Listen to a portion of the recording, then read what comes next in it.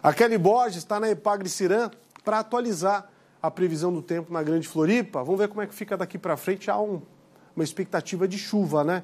Kelly, conta mais. Diferente do que aconteceu no final da semana passada, em que vários momentos da capital e também de outras regiões do estado de Santa Catarina, o volume muito intenso de chuvas prejudicou os municípios.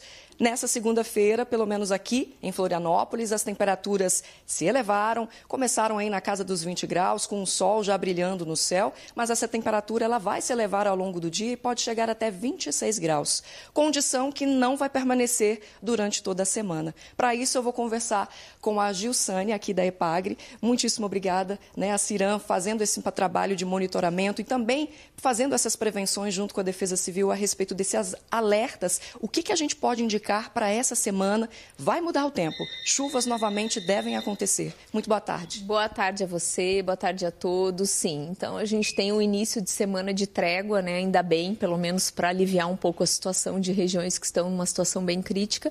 O sol predomina no estado, poucas nuvens nesses 2 dias.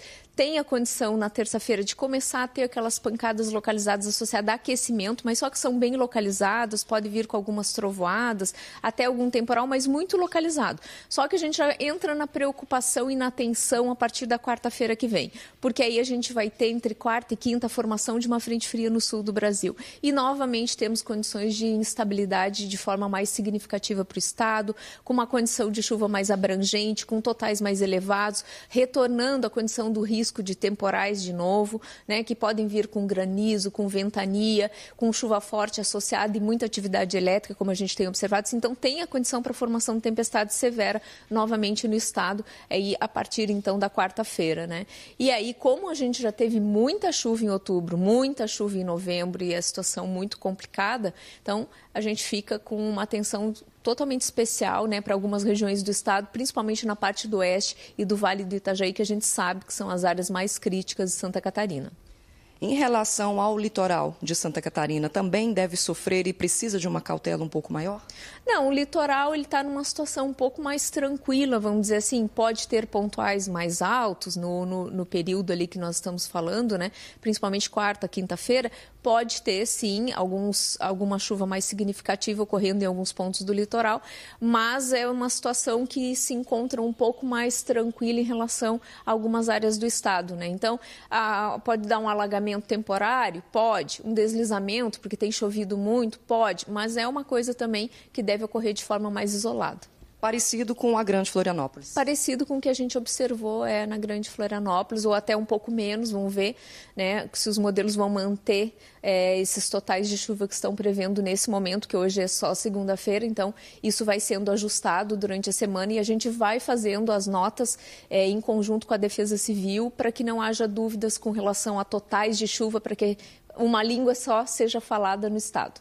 E o que é que está acontecendo, que está formando esses índices aí volumosos de chuva nesse momento no estado? Então, assim,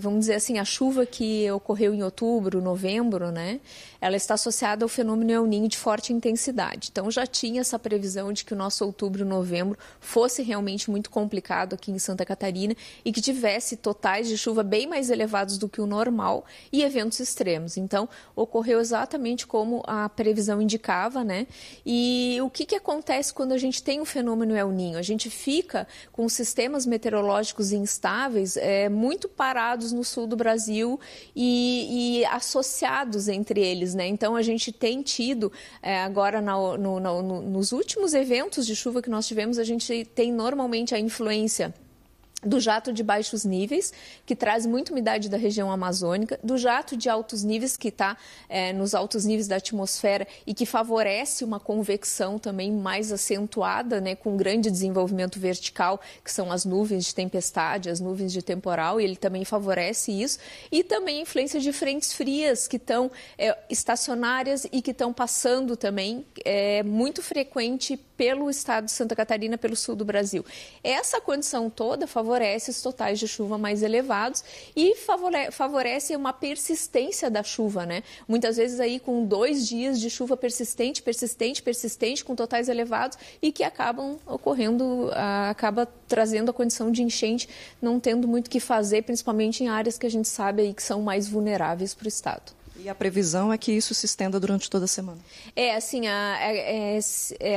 A gente tem essa condição principalmente ali entre a quarta e a sexta, né? Sendo que a sexta, a instabilidade ela já fica mais entre o oeste e norte do estado, ela não fica posicionada sobre todo o estado de Santa Catarina, e depois tem uma melhora ali durante o final de semana, né? Então, vamos dizer assim, a gente tem durante essa semana uns 3 dias de atenção, depois tem uma condição de melhora. A gente vai ajustando essa previsão nos próximos dias, mas a gente ainda tem que ficar muito alerta, pelo menos aí até a primeira quinzena de dezembro, né?